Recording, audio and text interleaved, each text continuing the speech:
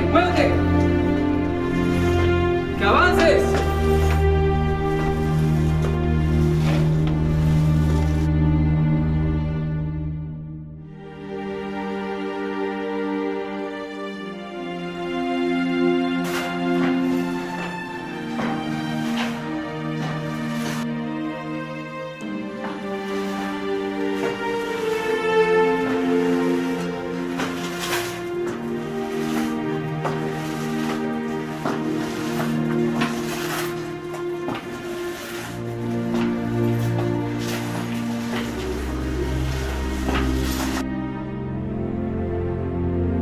¡Avanza! ¡Te he dicho que acaso no entiendes su idioma!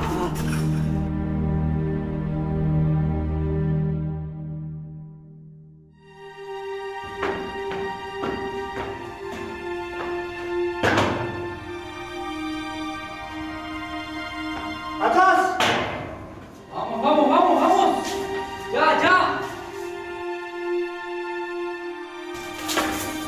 ¡Quédate aquí! ¡Nombre del prisionero! Francisco Pensotti.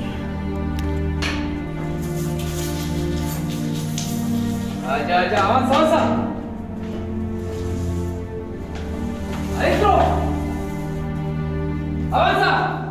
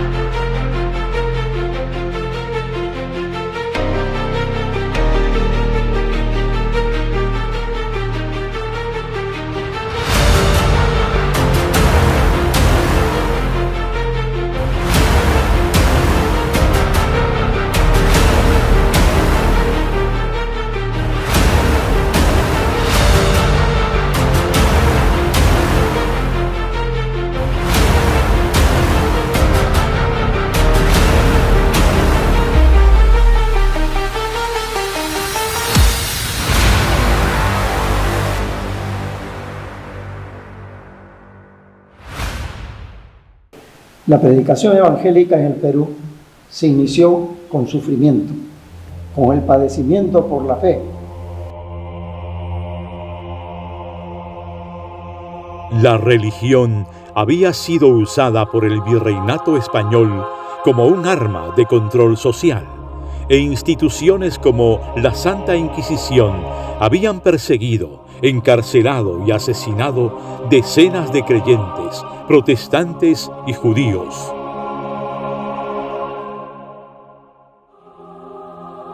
Por más de 270 años de virreinato y hasta un año antes de declarar la independencia, cualquier persona que leyera una Biblia o contradijera al clero era apresada.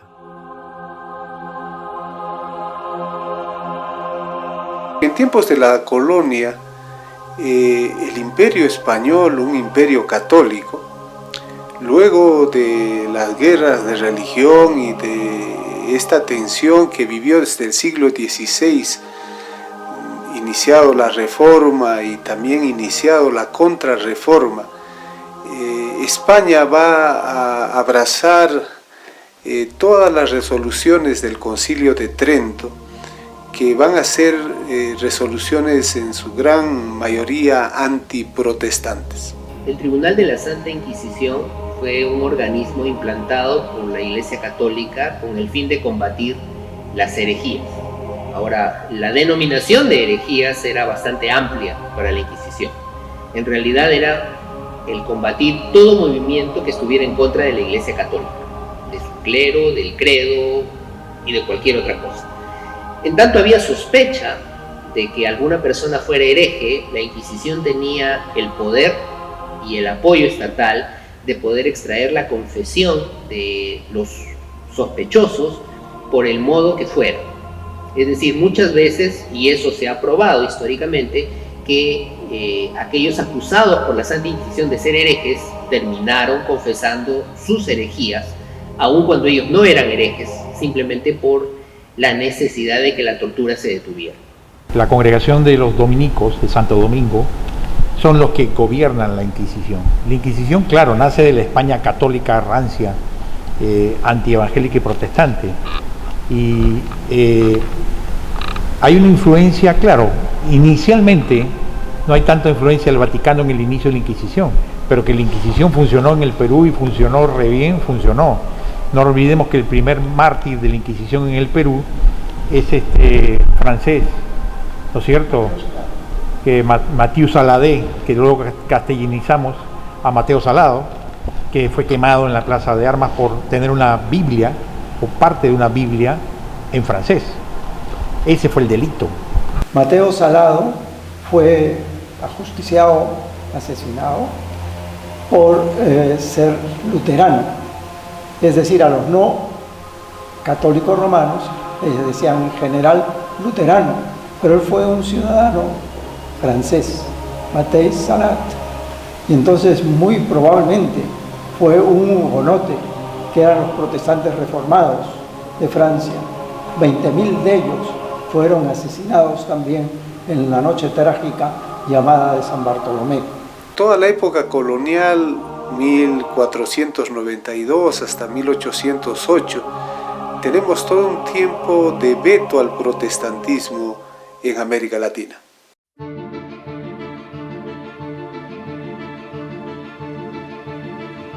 Pero en los planes de Dios era tiempo de libertad, y con la Declaración de Independencia se expulsa a la Inquisición y los puertos peruanos se abren a cientos de protestantes que vienen a luchar, trabajar y aportar.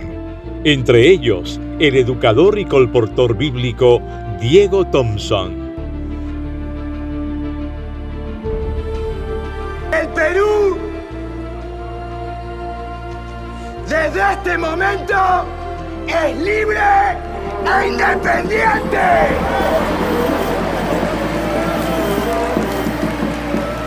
Por la voluntad general de los pueblos y por la justicia de su causa. ¡Que Dios defiende! ¡Viva la patria! ¡Viva la libertad! ¡Viva la independencia!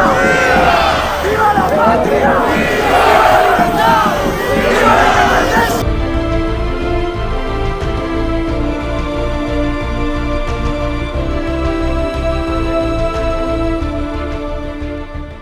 Bueno, en realidad muchos desconocen que el mismo general San Martín, una vez establecida la independencia de nuestro país, invita a Diego Thompson como educador inglés para establecer la educación pública en el Perú. Y él era un cristiano, de esta manera que trajo los principios, los valores de la fe cristiana al Perú en los mismos albores de la independencia. San Martín le hace un encargo muy especial a Diego Thompson, que prepare la primera escuela para maestros y que se encargue de enseñar el método lancasteriano, es decir, que los alumnos más preparados, que progresaban más, les iban a enseñar a los otros alumnos. Cuando Thompson llega, Thompson encuentra una gran necesidad en las personas por el conocimiento de la lectura. Habían muchas personas que no sabían leer, solamente los de clase alta habían recibido preparación en escuelas clericales, pero el resto de la población era bastante analfabeta.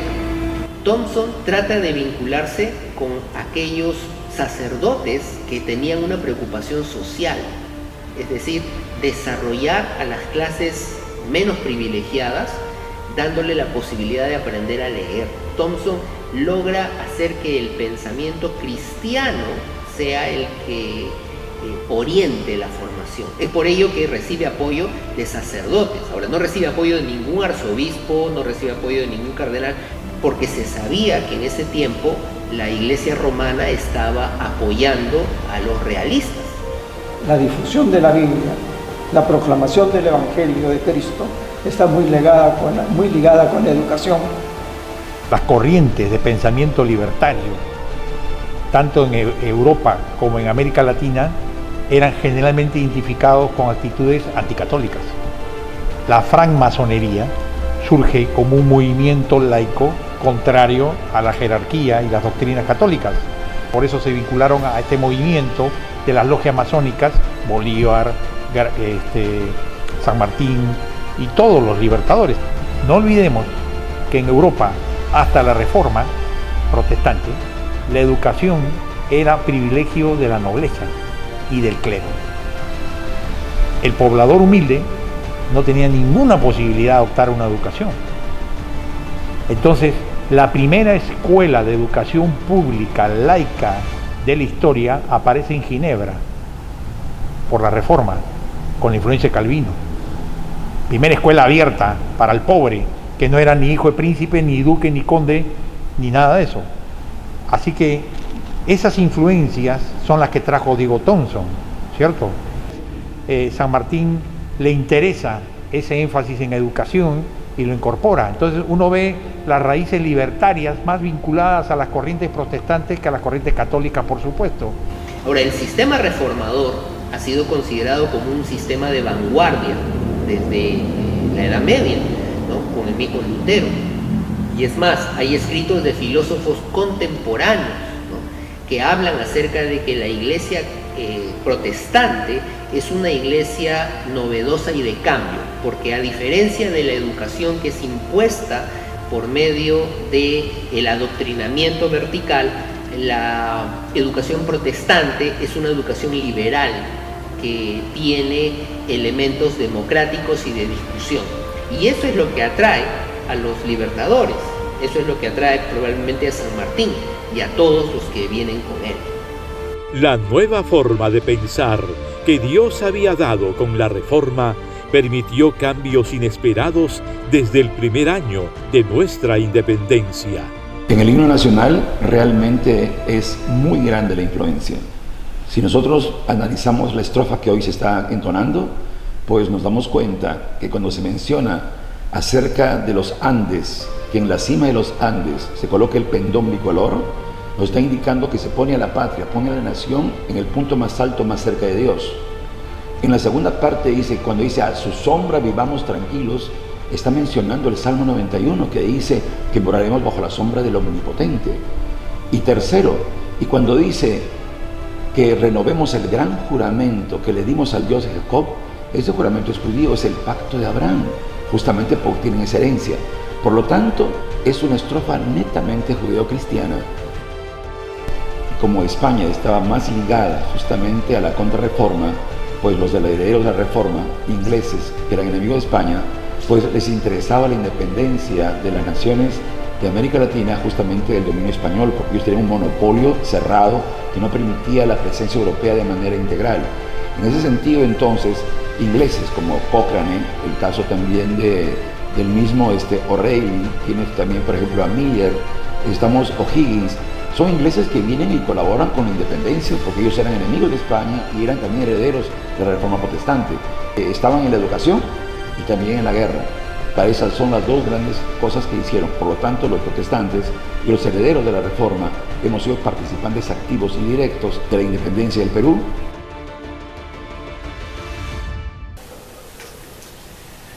Años después va a llegar a América Latina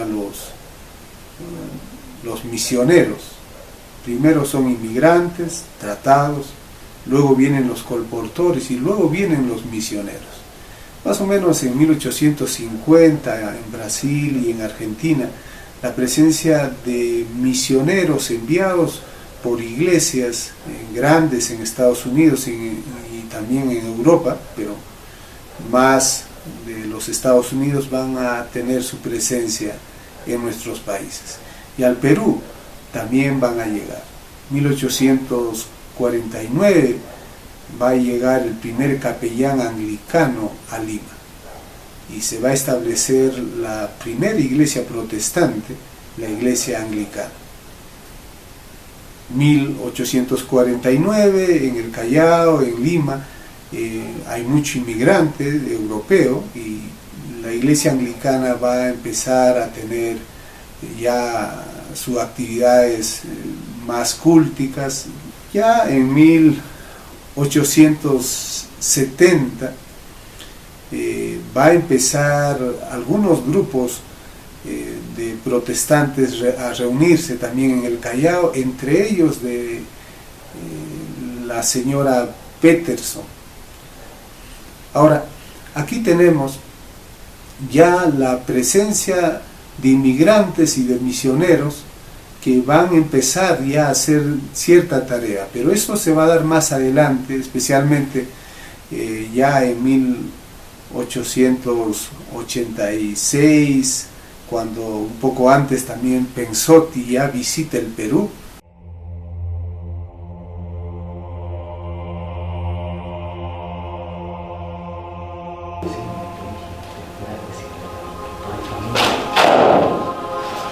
¿Qué te pasa?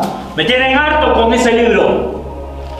¿Tú no te das cuenta que por culpa de ese famoso libro estás aquí, en la cárcel? Eres un delincuente, un prisionero. Tu esposa y tus hijos están solos allá afuera porque tú no paras de hablar de tu Cristo. Todo el mundo le hablas de tu Cristo. Nadie te trajo acá para que nos salves a todos. Estás aquí para pagar tus culpas, para morirte podrido como todos nosotros. Yo no voy a morir aquí. ¿Por qué no? ¿Porque eres mejor que nosotros? ¿Porque tienes ángeles que te defiendan?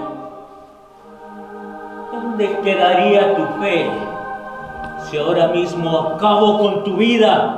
¡Aquí! ¡En esta cárcel! Prisionero Pensotti. Soy yo, señor. Tiene visita.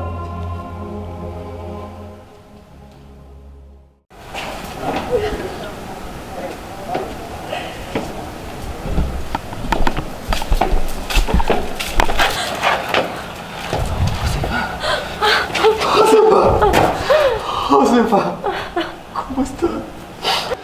¿Cómo estás? ¿Hasta cuándo te van a tener acá? Escúchame, ten fe. Pronto voy a estar contigo y con nuestros hijos. Tienes que tener fe. Es que yo no soporto más. Ya no puedo. ¿Qué te pasa, Josefa? ¿Por qué estás temblando? ¿Qué te ha pasado? Cuéntame, ¿qué te ha pasado? Nada. No me ha pasado nada. ¿Qué te ha pasado, Josefa? Es la cárcel. ¿No entiendes? Aquí nadie tiene derechos. Nadie. No respetan a nadie. Es la cárcel. Pero el que está preso soy yo, no tú. ¿Qué te han dicho? Nada. Ya te dije que nada. Dime, ¿con quién tengo que hablar? ¿A quién tengo que buscar? ¿Quién crees que pueda ayudarnos? En la casa ya no hay comida casi y nadie quiere visitarnos porque tienen temor de caer en la cárcel como tú. Escúchame, Dios siempre está con nosotros. Nunca abandona a sus hijos. Yo estoy seguro que voy a salir de aquí pronto, pero tú no tienes que regresar. No te expongas de esa manera.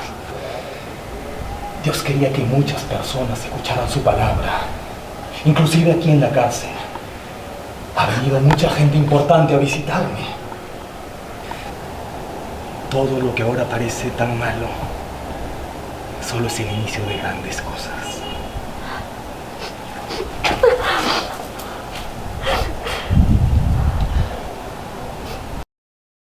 Nosotros hoy día vemos el Evangelio con libertad, que podemos predicar, cantar, pero ha habido tiempos cuando la persecución en la iglesia evangélica fue fuerte, comenzando con Pensotti, pero la generación después de él también.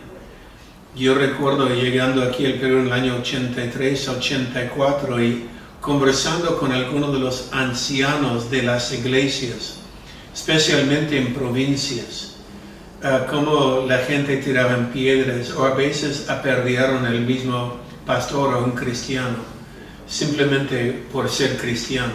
Bueno, Francisco Pensotti era un colportor, así se llamaba a los que viajaban de pueblo en pueblo, llevando Biblia, vendiendo Biblias, y al vender la Biblia, por supuesto, testificaban de la fe cristiana, iban a evangelizar.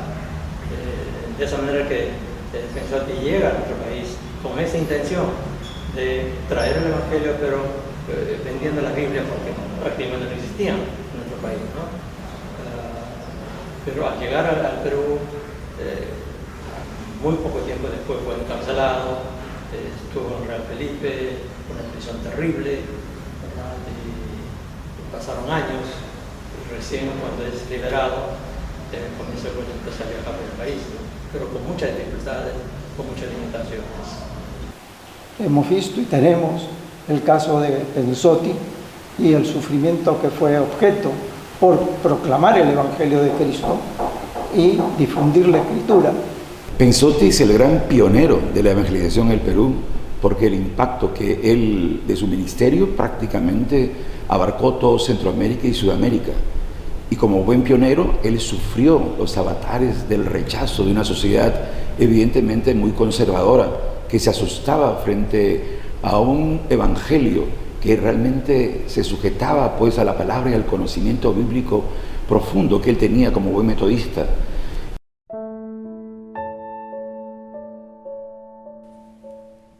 ¿Qué me importa del mundo las penas? Y doblada tener la cerviz. ¿Qué me importa que esté yo en cadenas si me espera una patria feliz? Resignado, tranquilo y dichoso, de la aurora me encuentra la luz, porque sé que Jesús bondadoso por su pueblo ha expirado en la cruz.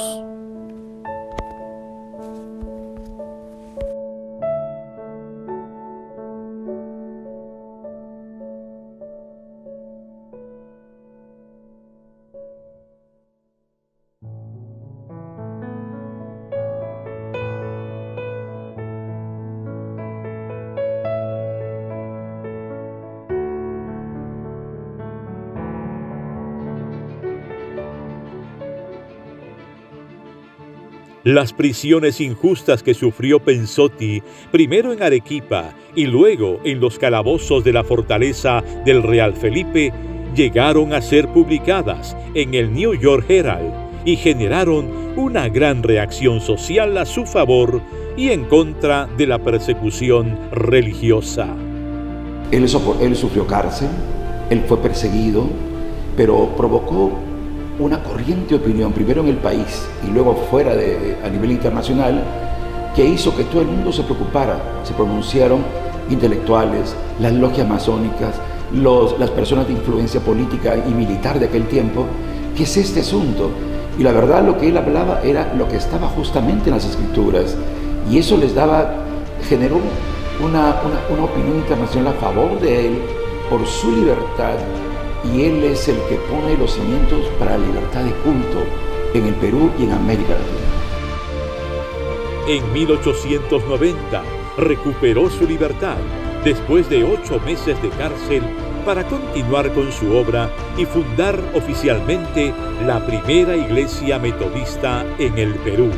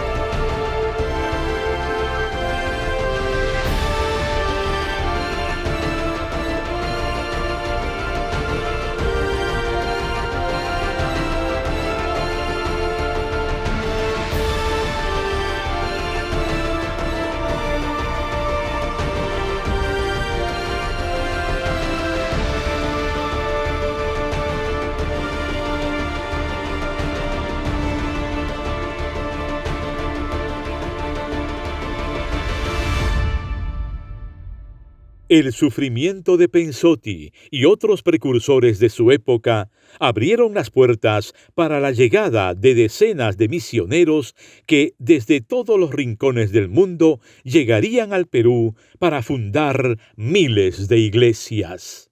En 1870, la señora Peterson va a ser muy osada en empezar a distribuir tratados y también Biblias en el Callao. Llega Carlos Bright, quien con la señora Peterson va a realizar ya cultos en español en un contexto donde no estaba permitido. Carlos Bright, en la obra independiente, va a empezar en Lima, en la calle Guadalupe. Luego van a llegar algunos ingleses con quienes se va a unir y van a alquilar un local en Polvos Azules. Luego van a migrar a la calle Negreiros. Más adelante va a llegar Juan Ricci en 1907 a Lima. Él llega en 1906 y se establece en Arequipa, pero en 1907 llega a Lima y a continuar esa obra ya en la calle Negreiro. Para 1910 van a abrir un pequeño instituto bíblico donde se van a formar Juan de Dios Guerrero y Juan Virgilio, que son dos de los primeros colportores de la IEP que van a hacer tareas especialmente en la zona de la Serranía Central, Yauyos y la zona de Junín. Entonces, esta iglesia va a tener la imprenta, va a tener su propio periódico, El Heraldo, y va a empezar a hacer una tarea de consolidación y también de difusión de las escrituras y de testimonios a través del texto impreso. Y en 1919 la iglesia va a propiciar la primera reunión, que lo vamos a conocer más adelante como las reuniones del sínodo. 1920 va a ser el segundo sínodo, en 1921 el tercer sínodo, y en 1922 en el cuarto sínodo se va a poner el nombre de Iglesia Evangélica Peruana. Entre las primeras iglesias entonces tenemos Chucuito, Callao, la de Lima, la de Nazca, la de Yauyos, Guantán Yauyos, Huánuco, más o menos en 1912, 1913, Morococha, Cazapalca, y es la iglesia que va a ir creciendo, y va a crecer de una manera sorprendente. Ya para digamos la década de los 20, los 30, la iglesia evangélica, evangélica peruana, ya a partir de 1922 va a tener una presencia muy amplia en lo que va a ser Cerro de Pasco, Junín, el Valle del Mantaro, ¿no? Y también Yauyos. Sin dejar de mencionar también la iglesia en Urco o en Calca, en Cusco, la iglesia en la ciudad de Cusco también, y la iglesia en Arequipa. A ver si mañana les van a defender sus Biblias, sus libros. Yo mismo voy a ir, porque esos gringos malditos nos están haciendo daño, que están viniendo a confundirnos. Es por eso que yo me he reunido con ustedes dos acá, para que ustedes vayan al río y los apedreen, los boten a palos. Éramos malditos herejes, así como suena. Por eso que el cura del pueblo podía ir al comisario y traer una delegación de policía. La historia de las asambleas es una historia muy rica. Es la entidad de preparación ministerial más antigua que hay en el Perú. El evangelismo a fondo realmente es histórico. John Mackay es un misionero escocés que vino al Perú en 1916. América Latina ya no era un lugar de misión por la presencia de la Iglesia Católica Romana.